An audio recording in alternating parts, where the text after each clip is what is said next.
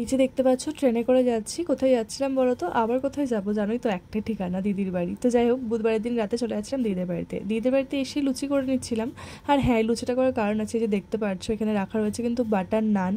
Butter নান করেছিল আমার দি, আর এদিকে জিজু করেছিল কড়াই চিকেন। বাটার নান করতে যেহেতু অনেকটা টাইম লাগছিল, আর বললাম যে কটাই হয়েছে সে কটাই থাক, বাদ বাকিগুলোতে লুচি ভাজা হয়ে গেছিলো। তো আমরা ডিনার করে নিয়েছিলাম। আর এটা ছিল পরের দিন সকালে।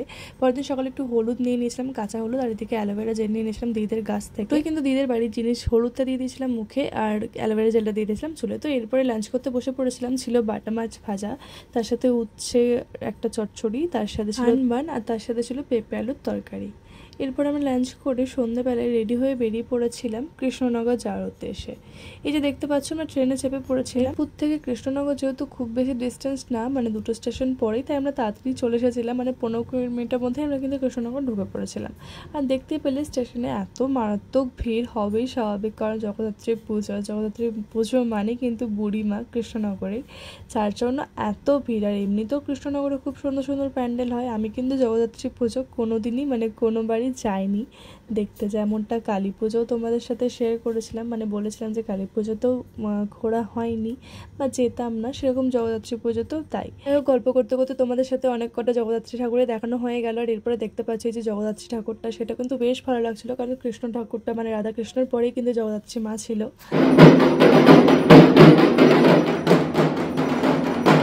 সব ঢাক যখন একসাথে বাজে কত সুন্দর লাগে দেখতে, তাই না? যেমনটা আমরা দেখলাম জগদ্ধাত্রী পুজো দিন দেখতে পেলে।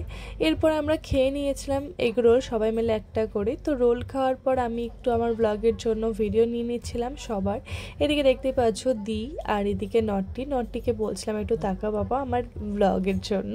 তো যাই হোক, এরপরে আমরা ঘুরে ঘুরে বেরোচ্ছিলাম। তো আমরা আরেকটা প্যান্ডেল দেখতে চলে এসেছিলাম। এই প্যান্ডেলটা দেখতে পাচ্ছ কতটা সুন্দর করেছে ওপরের ডেকোরেশনটা। এটার প্যান্ডেলটা ওপরের ডেকোরেশনটাই মেন। তো এরপরে দেখতেই পাচ্ছ এই যে জগদ্ধাত্রী মা, আর প্রত্যেকটা জগদ্ধাত্রী মাই কিন্তু খুবই সুন্দর, একদম মিষ্টি একটা মুখ।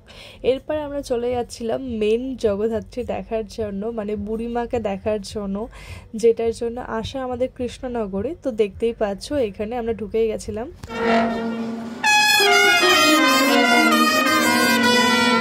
আমরা যখন বুড়িমাকে দেখতে ঢুকলাম, দেখতে পেলে যে আমাদের ডান সাইডে ব্যান্ডপাট্টি বাজনা বাজছিল। আর এটা কিন্তু সব জায়গাতেই প্রায় দেখতে পেলাম, মানে বেশিরভাগ জায়গায় দেখলাম এরকম জায়গায় জায়গায় ব্যান্ডপাট্টি বাজছিল, যেটা দেখতে খুব ভালো লাগছিল, মানে এটা বিয়ে বিয়ে ভাব লাগছিল। তো যাই হোক, এদিকে দেখতে পাচ্ছ বুড়িমাকে দেখতে ঢুকে পড়েছিলাম। আর বুড়িমাকে যেভাবে দেখতে পাবো কাছ থেকে, প্লাস এইভাবে ভিডিও করতে পারবো ভাবতে পারিনি, কারণ অনেকেই বলছিল যে বুড়িমাকে দেখা ভাগ্যের ব্যাপার। তো সত্যি আমাদের কপালে সেটা ছিল। আর এরপর যখন বুড়িমা দেখে বেরিয়ে আসছিলাম, তখন হঠাৎ দেখি শায়কের সাথে দেখা। এদিকে দেখতেই পাচ্ছ শায়কের সাথে দেখা হয়ে গেছিল। শায়ক এসেছিল বুড়িমাকে দেখার জন্য। তো ভাবলাম যে একটু ছবিটা আমিও তুলে নিই, তো যার কারণে আমি একটা সেলফি তুলে নিয়েছিলাম। আর শায়কের জন্য কিন্তু কাছ থেকে বুড়িমাকে দেখতে পেয়েছি, কারণ হচ্ছে শায়কদার কাছে একদম দাঁড়িয়েছিলাম, আর শায়ক দাঁড়িয়েছিল একদম বুড়িমার কাছেই, তাই একদম কাছ থেকেই বুড়িমাকে দেখতে পেয়েছি। এরপরে আমরা আরেকটা ঠাকুর দেখতে চলে গেছিলাম। আর এই ঠাকুরটা কিন্তু একদম গোল্ডেনের মধ্যে কাজ করা, দেখতেই পাচ্ছ গোটাটায় গোল্ডেন ব্যাপার রয়েছে। তো এটা ছিল প্যান্ডেলটা বাইরের, আর এটা ছিল ঠাকুর জগদ্ধাত্রী মা।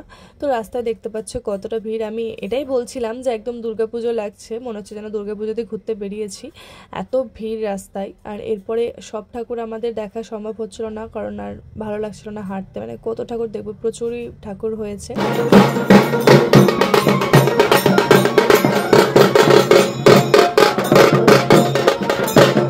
আমার বাবার নাচ করছিল, যখন দেখেছে পেছন ঘুরে ওরা চলে এসেছে, তখন আর লজ্জে নাচ করলো। এরপর আমরা চলে এসেছিলাম একটা রেস্টুরেন্টে। আর এই রেস্টুরেন্টটার নামটা আমি ঠিক বলতে পারবো না, কারণ আমি নামটা ভুলে গেছি।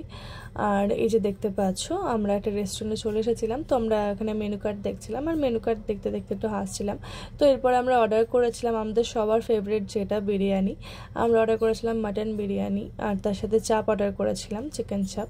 তো এরপরে একটা মিষ্টির কিছু একটা আইটেম ছিল, এটা না পায়েস না কিছু, মানে চালেরই, বাট খেতে ভালোই ছিল, মিষ্টিটা কম বলে আমার ভালো লেগেছে।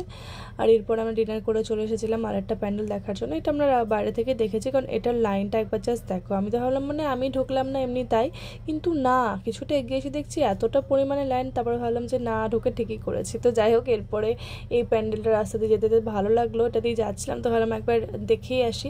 তো বেশ ভালো লাগছিলো প্যান্ডেলটা। এই যে দেখতেই পাচ্ছ ঠাকুরটা। আর এখানে যখন আমরা ঠাকুরটা দেখতে আসি, তখন দেখলাম যে পায়েস দিচ্ছিলো। তো ভাবলাম যে পায়েসটা একটু খেয়ে, এরপরে আমরা পায়েসটা খেয়ে নিয়ে চলে যাচ্ছিলাম স্টেশনের দিকে। আর স্টেশনে যেতে যেতে এই প্যান্ডেলটা চোখে পড়লো, আর এটা কিন্তু যাওয়ার সময় প্রচণ্ড ভিড় ছিল, তাই আর কি তখন সেরকম দেখা হয়নি, তাই এখন ক্লিপটা নিয়ে নিয়েছিলাম যাওয়ার পথে। আর এদিকে দেখতেই পাচ্ছ বাবানের সাথে হাত ধরে ধরে চলে যাচ্ছিলাম, আর তারপরে বাবানের হাঁটতে পারছিল না, তাই ওর পাপা ওকে কোলে নিয়ে নিয়েছিল। আর এদিকে দেখতে পাচ্ছ দি আর জিজু, আমরা সবাই মিলে একসাথে গল্প করতে করতে যাচ্ছিলাম। আর আমরা স্টেশনে চলে আসি, তারপর ট্রেনে উঠে পড়ি। আমাদের 11:25 ট্রেন ছিল। বাবান কিন্তু ট্রেনে উঠেই ঘুমিয়ে পড়েছিল, আর পাচ্ছিল, আমারও ঘুম ঘুম পাচ্ছিল। তো এরপর আমরা 12:05 মধ্যে বাড়ি ঢুকে যাই। এই ছিল ভিডিও, দেখা ব্যাপার অন্য কোনো ভিডিওতে। ভিডিওটা যদি ভালো লেগে থাকে তাহলে অবশ্যই কমেন্ট করে জানিও। Tata, bye bye.